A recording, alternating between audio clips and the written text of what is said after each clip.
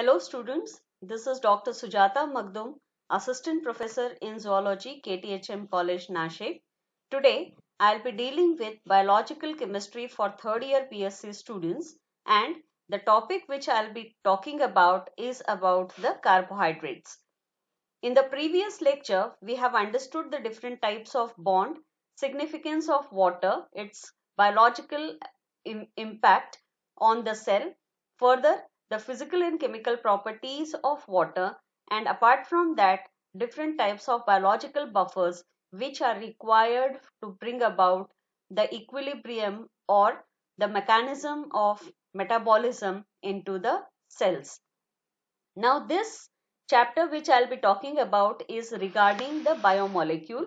You know that each and every unit of life, which is the cell, is made up of different types of biomolecules like proteins, lipids, carbohydrates, then nucleic acids and trace amount of vitamins and minerals.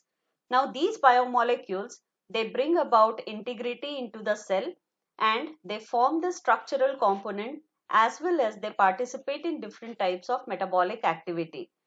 Now, these different biomolecules which are present into the cell, they are seen adhered or they are seen interlinked with one another, resulting in bringing about the functional aspect of the life, or you can say they bring about the metabolism which enables the organism to live in harmony.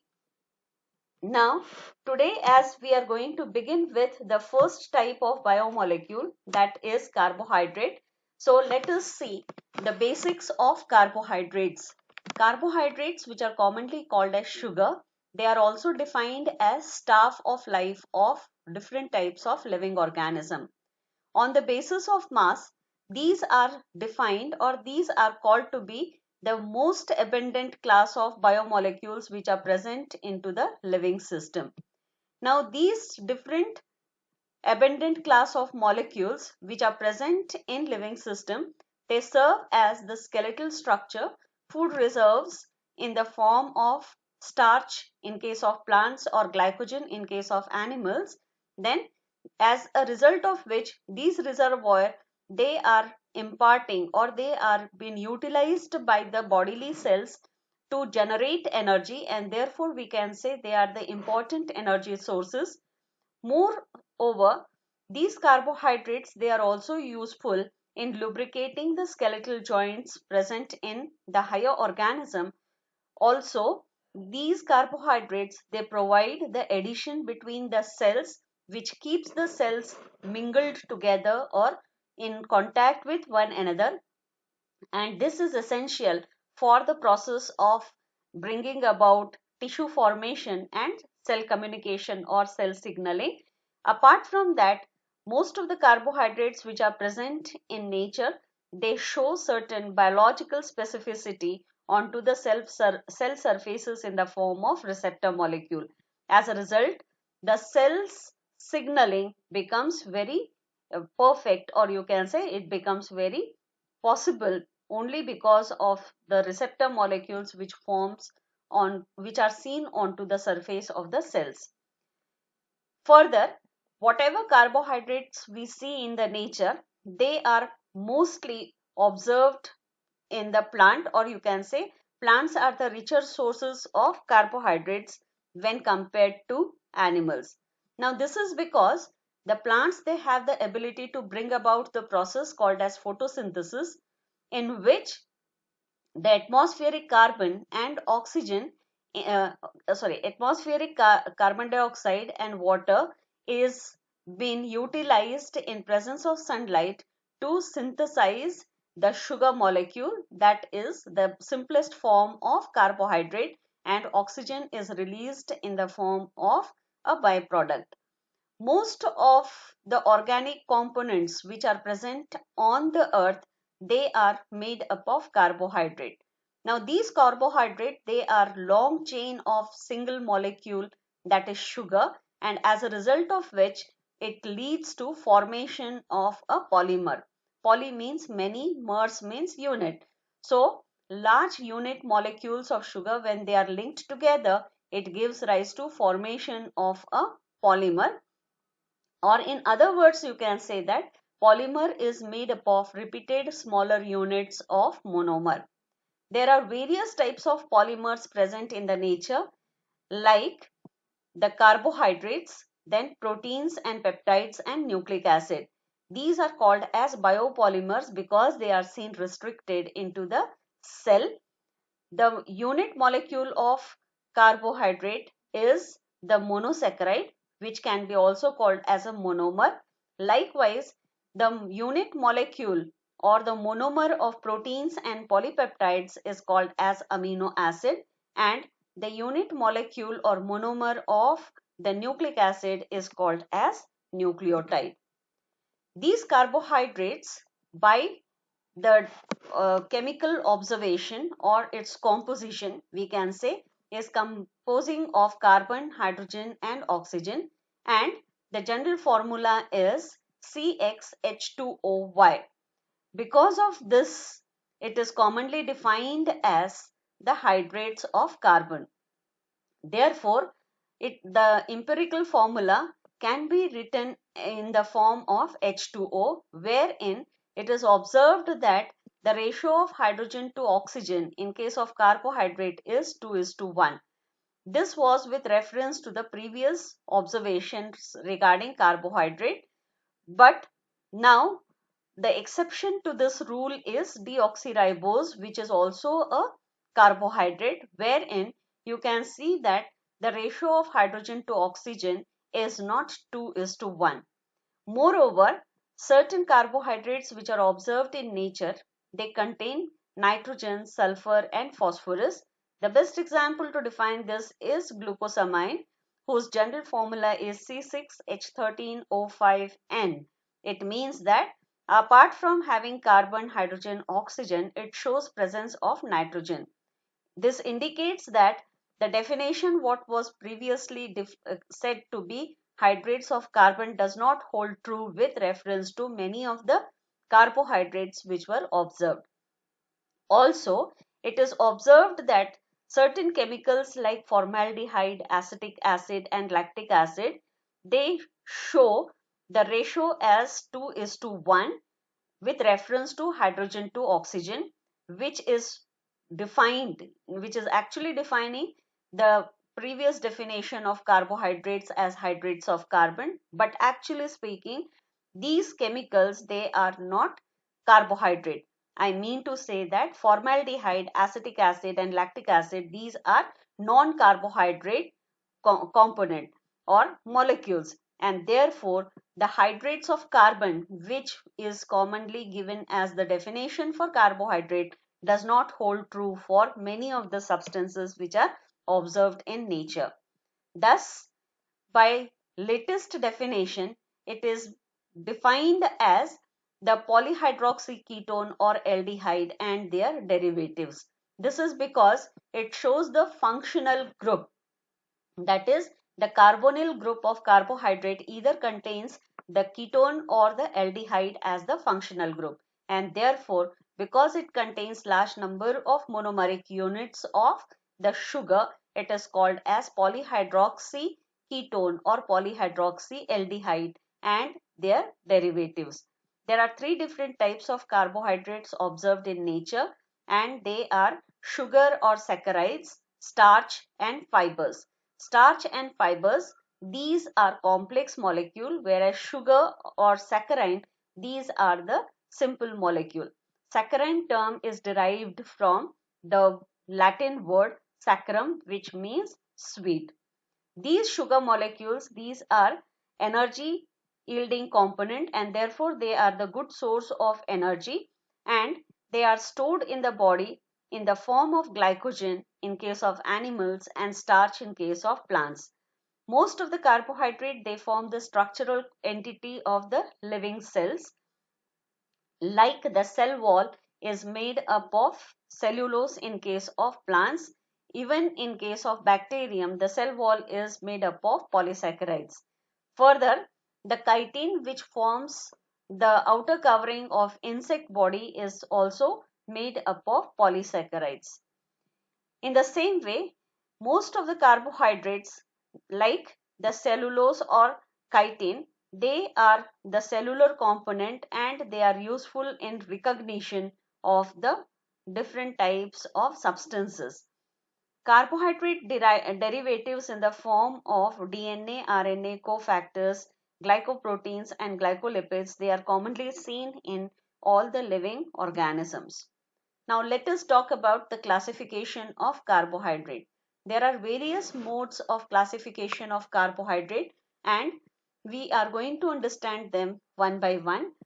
The basics of carbohydrate classification is by observing the nature of carbohydrate, then the observation in the number of carbohydrate unit, position of the carbonyl group, number of carbon atoms which are present into the carbohydrates and the cyclic or the linear form.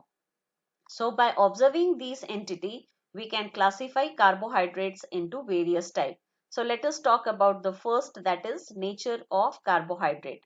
On the basis of nature of carbohydrate, these are classified as the sugar or the simple carbohydrates and non-sugar or the complex carbohydrate.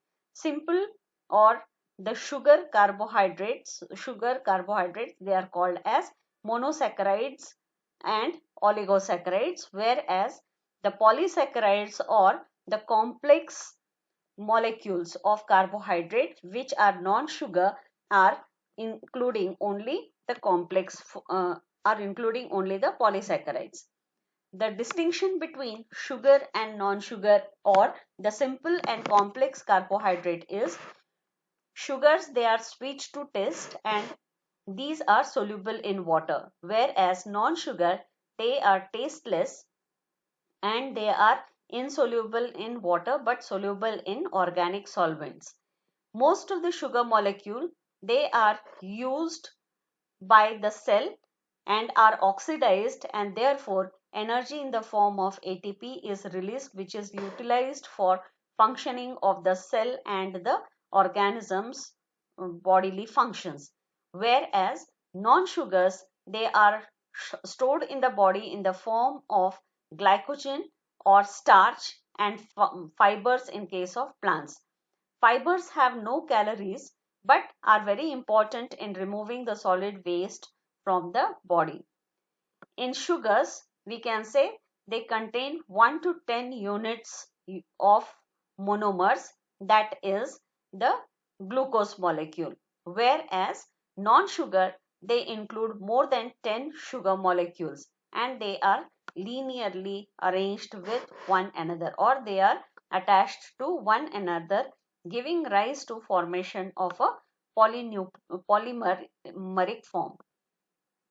Then natural sugars are found in fruits as well as vegetables, and apart from natural sugar, even the nutrition what we have, it can have an artificial source or you can say there is an added sugar to the food, and this added sugar which is seen present into our daily food, it has no nutritional value or it reduces the nutritional value of the food.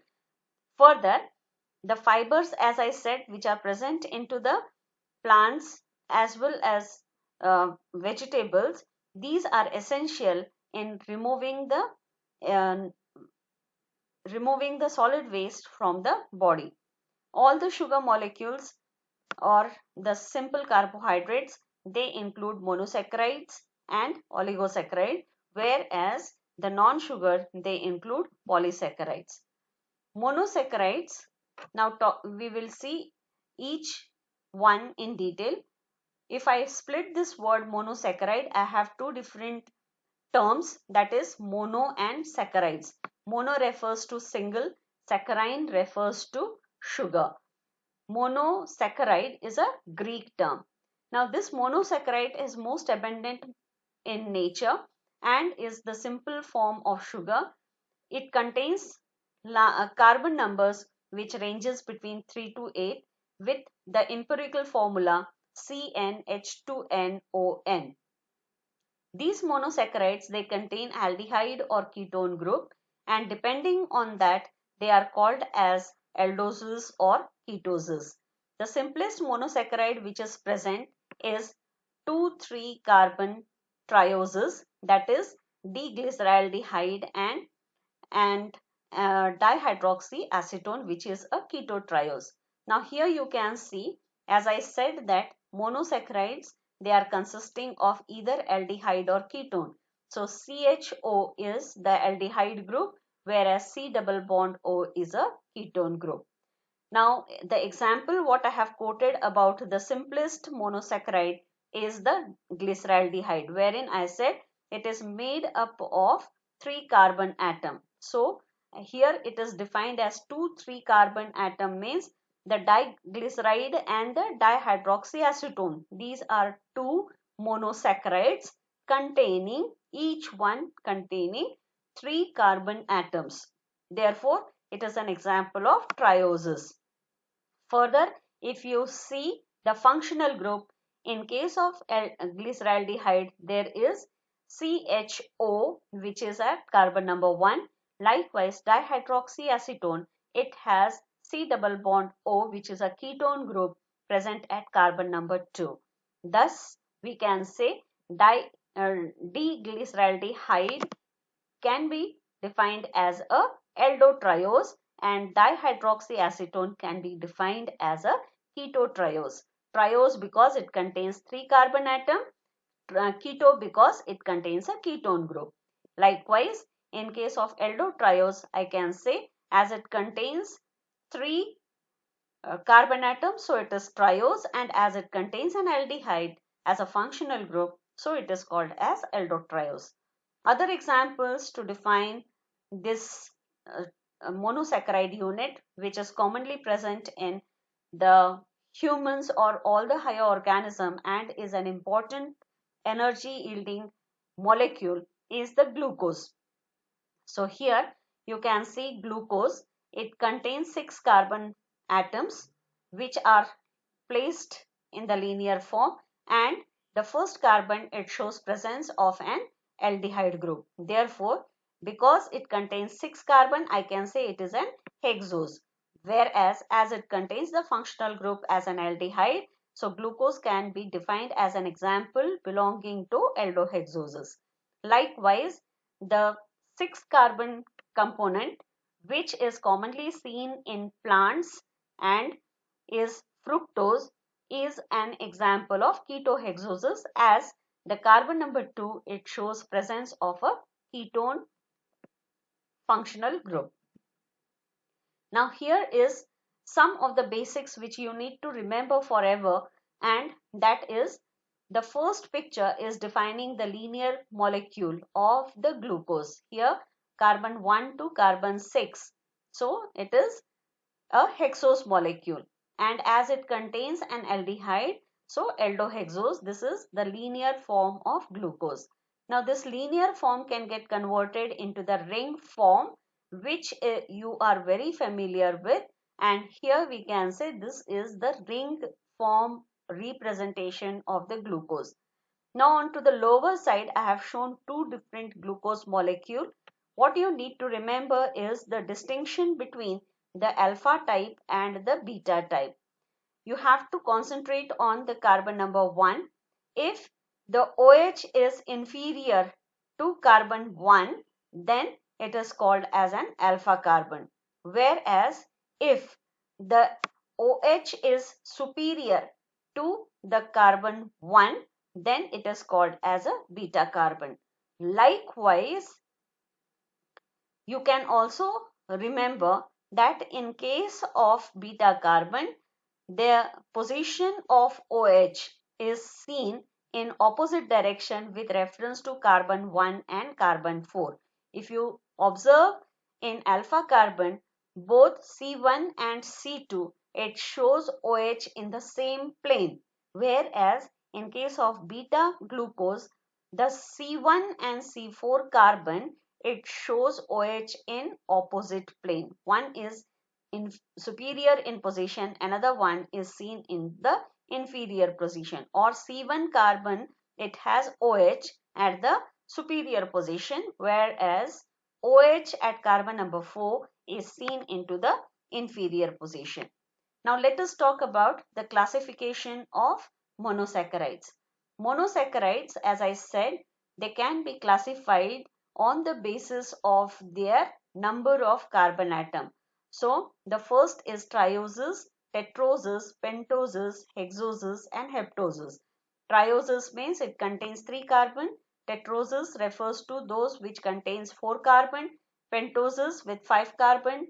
Hexoses with 6 carbon. Heptoses with 7 carbon. Now the general formula for trioses is C3H2O3, right? H6. So if I want to define this in other way, I can say C3H6O3. Likewise, in case of tetroses, it becomes C4H8O4. In case of pentoses, it is C5H10O5. And hexoses, it is C6H12O6. And heptoses, it becomes C7H14 and O7. The examples of aldoses and hexoses, which is actually defining the position of aldehyde or presence of aldehyde and ketone group.